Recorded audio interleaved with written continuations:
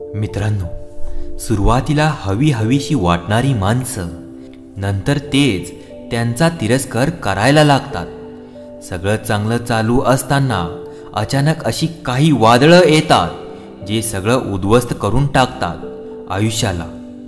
उत्साहाने भरलेल्या स्वप्नात अचानक सगळं तुटल्यासारखं वाटतं. सगळ्यांसोबत हसत असताना काही दिवस असे येतात जेव्हा एकटं राहावंसं वाटतं, जिथे कोणी नसेल सोबत.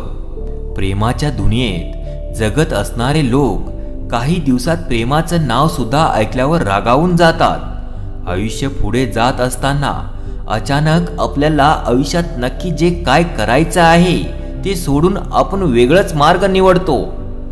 नेहमी पॉझिटिव्ह विचार करणारे आपल्याला अचानक सगळं जग नेगेटिव्ह वाटायला लागतं.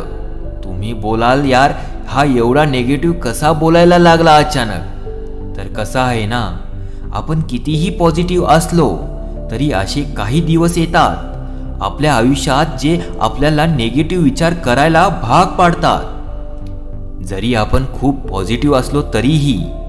पण ठीक आहे, त्या दिवसात आपल्याला वाटतं की आपले दुःख किंवा प्रॉब्लेम्स कोणासोबत तरी शेअर करावे, कारण इमोशन जास्त वेळ साठवून नाही ठेवता येत. ते कधीतरी बाहेर पडतातच. असतात असे काही दिवस जेव्हा आपण स्वतःवरच डाऊट घ्यायला लागतो, कारण ते आपल्या आयुष्याचा एक भागच आहे रे, आणि ते सगळ्यांसोबत होत असतं अधूनमधून. म्हणून फक्त माझ्यासोबतच असं होतं का असं विचार करू नका. एक फेस असतो त्याचा पण, आणि तुम्हाला त्यातून जावंच लागतं. त्याला काही ऑप्शन नसतं. मग तुम्ही बोलाल यातून बाहेर कसं पडायचं, तर त्याला पण वेळ जाऊन द्यावा लागतो यार. असं लगेच काही होत नाही, कारण डिप्रेशनमध्ये जायला वेळ लागत नाही, पण त्यातून बाहेर पडायला लागतो वेळ. त्याचं हेच कारण आहे. आणि त्यासोबत तुमचं सराउंडिंग कसं आहे, तुमचा माइंडसेट कसा आहे त्यावर पण खूप डिपेंड असतं.